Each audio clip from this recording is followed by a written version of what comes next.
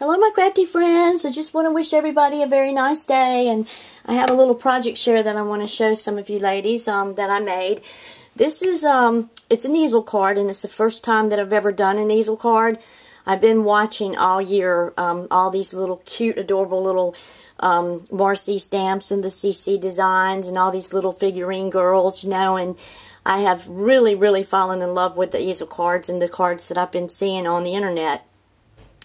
I can't really say where I got the inspiration of the easel card. I guess I could just count really Kelly at Walkout Mall and Juliana, I Love Vintage Scrap, because that's where I actually saw my first easel cards that were getting done.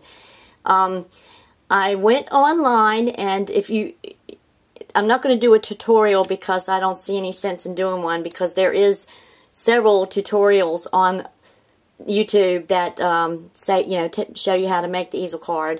And I just typed in how to make an easel card, and several tutorials came up. I looked at 2 or 3 different ones, and then I decided to go for it and got my scoring board out and just started going to town. These 2 particular easel cards, though, they're not your everyday average easel card. There's something different about them. And I haven't seen anybody do this yet, so I kind of think that maybe I'm the first one. I want to credit myself, but to a degree I don't want to credit myself, because somebody else may have thought this before I even thought it. But I'm hoping that I am the one that thought of it. So, but if I'm not, then I do apologize for taking the credit, because, like I said, I haven't seen anybody else do this. But it is possible that someone on the internet that I'm not even connected to at all may have already done it before me.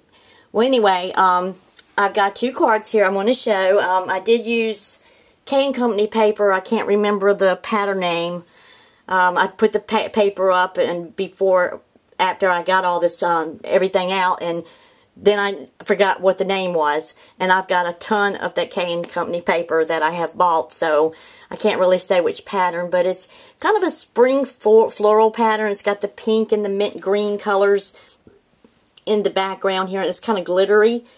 But I also wanted my card to be double-sided, and this, unfortunately, this was not double-sided. The paper was perfect for the card, but the double-sidedness, it just didn't have that double-sidedness. So I glued 2 pieces of paper together, making it double-sided. So it also gave it more durability, and it makes it a little bit more tougher for the card, and it holds up a little better. Well, anyway, the first card I'm going to show you is this one here, and I'm not sure what the stamp name of this little girl is. A while back ago, before I was getting into the stamping, I talked to Stacy, Froggy Green Stamper, and I was telling her about, I had just gotten a small little package of Copic markers.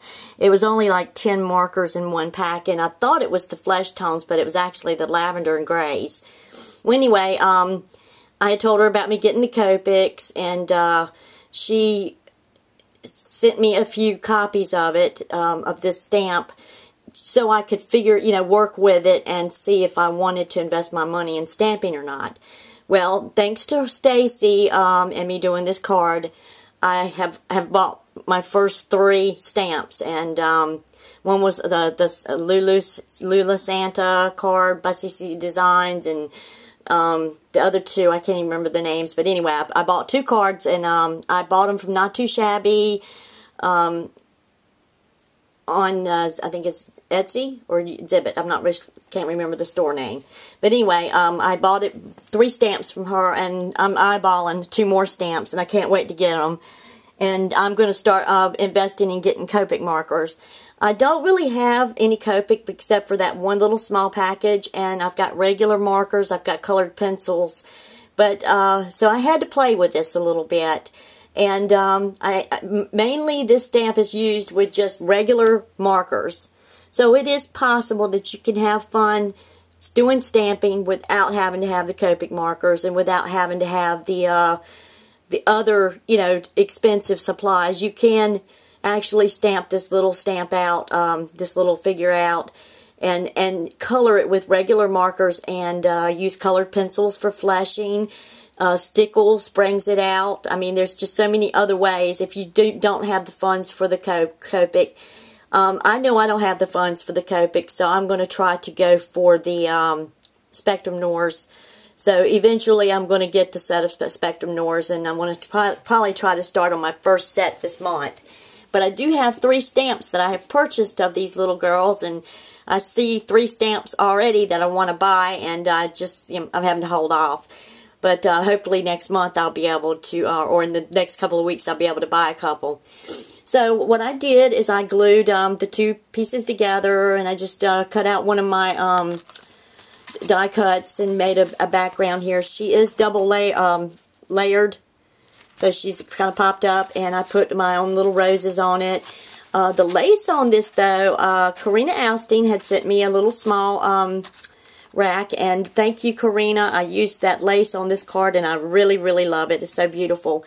And this particular card here, I used, I wanted to give away this little image that was in my giveaway from Crafty Nikki, and I cut it out with one of my die cuts that I had, and I just glued it down with the lace underneath. And thank you, Crafty Nikki, for the ephemera and the giveaway. I have been using a little bit here and a little there, and enjoying it, but I'm trying to spread my projects around to what I want to, feel for. And I got the real pretty flower from Anna Lanzo too. Thank you, Anna. I've enjoyed it. It goes perfect on my card. And I just used my regular paper roses out of my stash. So this is how this one turned out. Now, what I'm going to show you about these cards that's different. Okay, in the back, as you can see, I put my I was getting ready to say, was it recorded? In the back, I put, I glued a second piece of paper to it. So the back of this piece has, is double layered. So it gives me a little bit more durability. But if you notice right here, I've got a little string and a knot on the back. So you're probably saying, well, why has she got a little string and knot on the back? Okay, now I'm going to turn this card around. Hang on. I'm going to just show you the other underside of the card, which is this piece here, underside. If you'll notice, you see Velcro. So, I'm going to take this card. You can make it an easel card to go for your desk, or you can Velcro the card together, and you've got yourself a wall hanging, a calendar wall hanging. Isn't this adorable? So now I have not only an easel card, but I have a wall hanging. So this is something you ladies can consider when you're doing these easel cards for your friends, and you know they're so beautiful. You can take it and turn it into a little wall hanging, a wall calendar. I just thought this was so cute. So this is how my easel card turned out.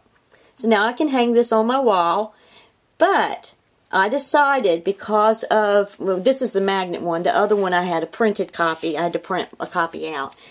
But what I decided, next year, if you don't want, your card's still in great shape, everything's really pretty on the wall, you don't want to get rid of your card, and, you don't want to store it away, you can remove this piece, because I've got it Velcroed on this part. So this piece can be removed. And if you want to, you could put a picture of somebody, an old saying, a poem, just so many different things you can put there and make it a wall hanging. So you can do 2 things with the easel card now. So this is the way this one looked out. And then this one here, I did the same thing. It also got double-sided on each side. And I used pink paper on this one. And there's my little wall calendar. So this is how my calendars turned out, and my easel card turned out. I hope you guys enjoyed seeing what you can do now. Like I said, I would love to give myself credit for this card, but I don't know. I mean, I just can't say that I did this and give myself credit for it, because I don't know. I mean, like I said, I did look, I have seen easel cards in here, and I've seen people, doing such beautiful cards, and I'm pretty sure, I don't know. I mean, like I said, I'm pretty sure somebody has thought of that idea besides me, but I don't know. Like I said, I might be the only one that has done this, and then I might not be. But these are how these turned out. I had a lot of fun making them, and I have 3 other stamps there that I'm going to be playing with shortly, and start coloring with them. And this month I do plan on ordering some Spectrum Noirs. I'm going to start out with the flesh tones first, so I have the flesh tones that I can play with. And I would like to get maybe the brown colors, the browns and the grays or something like that to start with. But we'll see what happens. But anyway, this is how they turned out. I'm tickled that I made some cards, and I look forward to making some more. I got some authentic paper from Becky, and she's Aunt Bee's Creations or something like that. Anyway, I love that paper. I just really do, and I've been dying to get it open. And I ended up doing that Michael's haul and the another Michael's haul, and kind of got behind because I'm having to put things away, and it's keeping me from crafting. So I don't know if I'll be able to do any Valentine cards with that yet or not, but I do plan on Easter, and there's also Mother's Day, so I'm definitely going to be using that paper and enjoying it some way or another. But anyway, I hope y'all have a nice day. Thanks for watching my video. Thanks for being my friend, and thanks for all the support that you guys have given me over the past year. I love y'all so much. Thank you so much, and bye-bye.